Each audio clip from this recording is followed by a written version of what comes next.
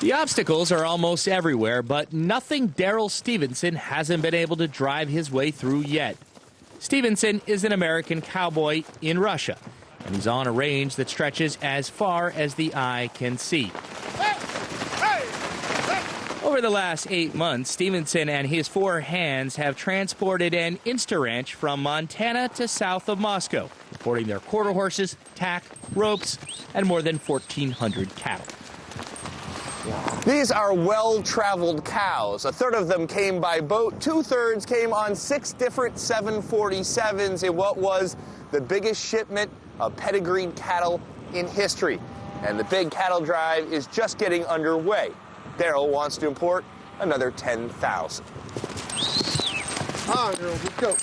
With costs at about 1/5 what they are back home, cattle are this country's new cash cow. We fully expect that this calf to be marketable at 10 to 12 months of age for probably an average price of $6,000. And in the U.S., how much would you get? At that same age group, the calf would be worth, say, $3,000 to $3,500. On the embryo transplant side, Stevenson and 2 Russian partners have poured $18 million into breeding cattle and borrowed about the same in rubles at a subsidized 1%.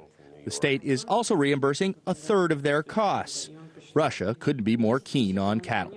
the state of Montana would have 4 to 5 times the cow population as this entire country, and Russia would be 2.5 times the size in landmass as the United States. There's tremendous room for growth. That growth doesn't mean they're eating beef in the bunkhouse just yet. Lunch usually consists of soup. For cowboys used to eating 8 pounds of meat a week, it's taken some getting used to. Russians are developing a taste for steak. In a nearby restaurant, the beef comes from Australia. Our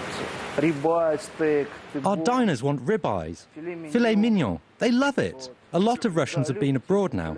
It's fashionable, it's tasty, and they come back ordering it here.